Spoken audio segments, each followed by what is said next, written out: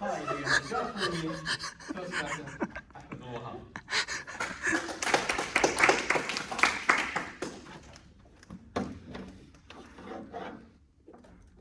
Hi, do you have a job for me?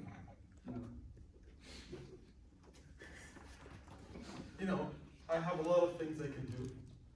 I'm beneficial. I can scan the whole room to know if there's any faults. Being introduced as a tower, that's not what I'm applying for. Over here, who have went to the career fair for KFUPM? 2 people. Good, I didn't go. It's fine. Just want to tell you about something. Having a job is important because that's how you're gonna make money and pay your bills. So let me tell you about the very difficult task that you are all going to pass through in finding a job, because I'm going to tell you how to find it. First, you go to career days. None of you have went. Next time, do so. Even if you're not graduating, practice makes perfect. So let me tell you about the first thing you have to do before you go to a career day, for the people who want to go. Do your homework. Has anyone here done his homework last week? I see. Was it due 11:59 p.m.? Yeah, I know how KFPM works. All right, do your homework about the companies you're going to go for. Because at a career day, there's a lot of companies there. Are you going to be interested in each and every company? No. If I enter a club and there's a lot of girls dancing, am I interested in each and every girl? No. Yes. But I still have some I want to approach. And it's the same thing with companies. You're going to approach only the attractive ones. So you're going to have to make a short list of these companies and do your homework with them. Why? Because that shows that really small little aspect of interest that's going to let the recruiter or the person there at the job fair really give you that importance. For example, if you don't have your homework, he's going to look at you and he's going to be like, this guy's lost. What is he doing here? Does he even know what he wants? If you don't know that, then he's not going to know it for sure. If you know about the company, it's going to give you that advantage. Even when you meet people in real life, it still gives you an advantage. For example, I did my homework and I know about Ayman trading in stocks and ETFs. So I can easily, start a conversation with that. If you know something about the company, you can start a conversation with the recruiter easily. For example, why your company is going for this go green thing, Baker Hughes, go green. Who cares? Environment, biology. But no. For example, I see humor doesn't work. No. So what I wanted to say is that if you don't do that part of your homework, you're gonna miss out.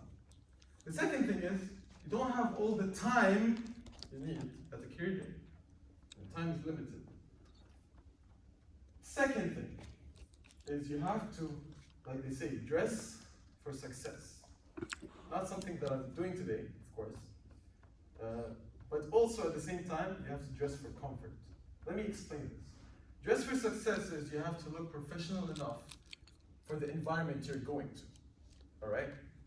But if you're not comfortable in what you're dressed in, you're not going to be efficient in what you're doing. You're not going to be in your comfort zone. So you have to be comfortable at the career day. You might dress very professional, suit, everything, amazing. But then, you get kind of too hot, and then you don't know what to do. You're uncomfortable. You can't even proceed with normal conversation. That's going to show. And the third thing is, don't be late. Because it's crowded. And when it's crowded, you have to wait your turn. Especially if there's a long line. And you have to wait at the very back, just to get your opportunity and chance to talk to the guy. Now that's all the things you have to do before a career day. What are you going to do at the career day? Let's go to at the career day. First thing you have to do is take a deep breath.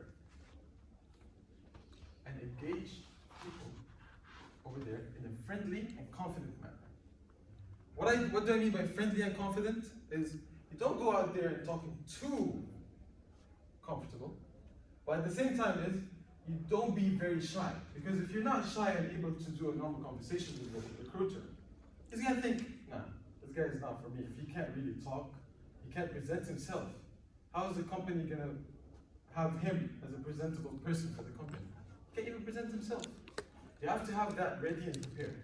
You have to engage in a confident manner, in a friendly manner, and this will get you somewhere.